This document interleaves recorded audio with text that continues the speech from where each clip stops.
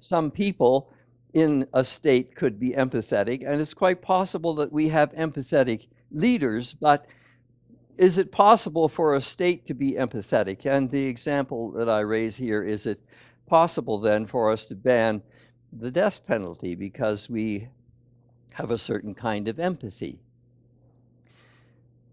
So can one be super empathetic to the point of being dangerous? And this is an issue that we should discuss when we're talking about robotic intelligence, right? Is it possible that whether you want an operation or not, an intelligent robot is going to say you're going to have an operation? Is it possible that at some point, when in the future a great-grandson of yours says, I don't want to go to university, the robot will come and say, you're going to university and that's it. You're not going to have an option here because I know what's really good for you. So the issue of who is going to define a whole plethora of things around free will and agency and a multiple number of ethical issues are raised by this, from my point of view. So I thought, just while I had the floor, because Kim may not let me up here again, that I would bring to your attention this book by Daniel Frankfurter. Daniel was trained as a historian of religion and as a social theorist and as a cultural studies professor. And his book raises some very interesting questions, and that's why I told Kim that he should have a quick look at it. Frankfurter's book argues that when we talk about things like evil, we have to see that it is rooted in the very deepest part of our cultural consciousness. That evil itself is not something that you can bandy about without any kind of rules of the game attached to it. And therefore, the most important thing that he, for me, underlines is that the whole notion of evil has arisen out of our religious roots. And religious roots continue to play a very important role in the way that we construct our world. The issue I have is, with robotic intelligence, will it have religious consciousness?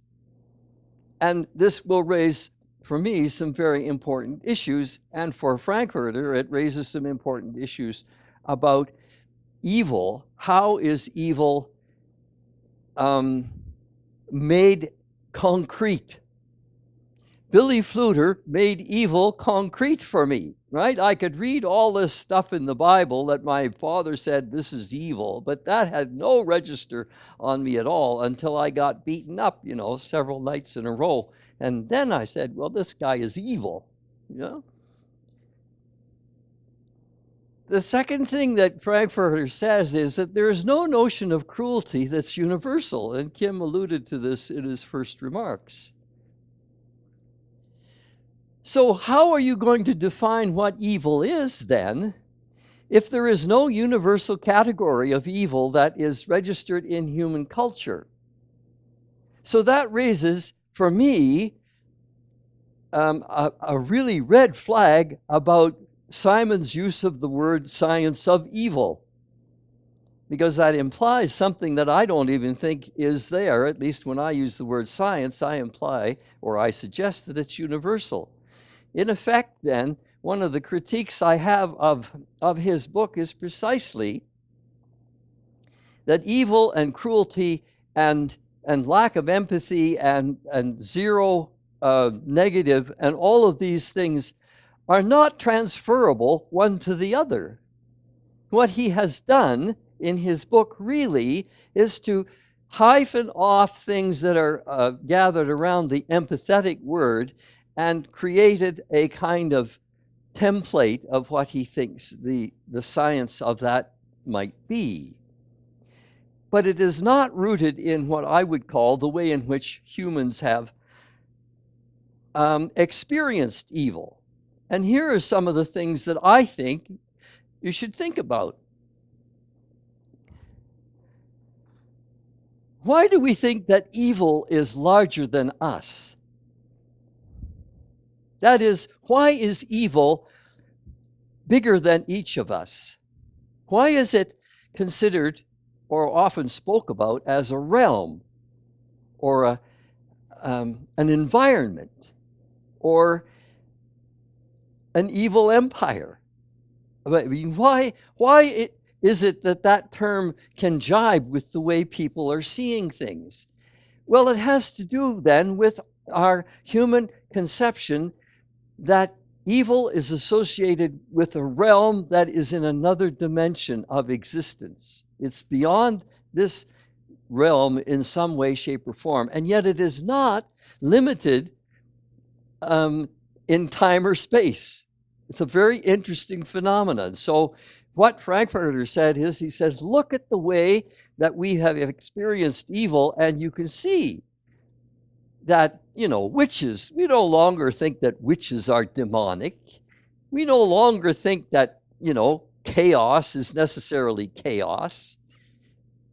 We examine things now from a multiple number of perspectives, and so we think that evil is something out there and probably universal, but we don't define it as local only. And that's, I think, a significant thing. Secondly, why is the definition of evil often in the hand of authorities? I.e., why did we listen to Ronald Reagan? And why did his characterization of Russia set the tone for the Cold War at that particular moment? Well, it's because somehow or other, the whole issue of evil is resonance with guys like Kim and me and professors and theologians and philosophers and big type guys. So we use this kind of language, and because of our position and because of who we are, that language takes on more authority. And so that filters down to everybody. And so the definition of evil often is, I would argue, very limited. It's limited to an authority system that we buy into. Thirdly, what role does fear play in the definition of cruelty and of evil? He doesn't deal with this in his book very much. And so I think if you're going to unpack the whole notion of empathy, then you have to unpack fear too, because it's an emotion that is involved in empathetic feelings. And what role does conspiracy play in the meaning of evil? Well, I don't think I need to tell you about this because we've just been through another 9/11 memorial type thing, huh? And all of the conspiracy theories around 9/11 have now grown, like Topsy. There are all kinds of theories about the evil that have grown around here, all the way from the United States government wanting to appear that it wanted to take out some people, and so it did this via the airplanes, and the whole idea of why they didn't shoot these planes down. All of this has raised huge conspiracy theories, which I don't have time to go into, but it's only the most recent thing that has to do with this continuation of evil. So here you go. Here's my bottom line on Baron Cohen. I have supreme difficulties with his, quote, measurement of empathy. How can you categorize my experience of empathy with Billy Fluter? Where would that put me in any kind of scale?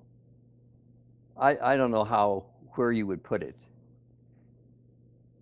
And so therefore I have huge doubts about the whole attempt to measure empathy. And while I admire his attempt to give these type B and type N and other kinds of things a clear definition, the fact of the matter is that what he does in his book is only use particular case studies as illustrations of this. So I don't see this as having a scientific basis. I think it has a metaphorical basis. I don't think it has a scientific basis, but maybe my definition of science is off. Then secondly, I've already talked to you about the circuitry ideology, but I think, you know, you have to be very careful in talking about the brain and its circuits. I'm not sure that we know enough about the brain yet that we can really talk about this with any kind of conviction. So I am cautious about his use of the circuitry model for how he sees empathy working. My third critique has to do with cruelty, evil, lack of empathy, and all that as one set of phenomena. I just don't believe that. I just don't see the evidence for that. Are there differences between personal lack of empathy and the social perception of evil? So in effect then, if I am not empathetic at one point about one particular thing, am I therefore evil within that context? And would the social community in which I live define me as evil? And what does that do to international law then? What does that do with law if in fact the definition of the social perception of evil is going to drive the way in which we categorize empathy? And finally, why is evil behavior apparently limited in time and scope? As far as I know, we don't throw witches in jail anymore. What does that say about the evil that witches were supposed to bring with them? And what does it say about the way in which we define evil to say that at this moment they're evil and at this moment they're okay?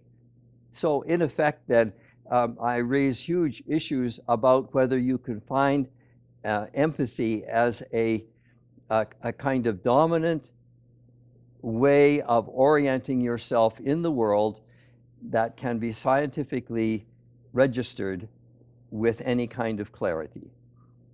Those are my issues with Brian Cullen.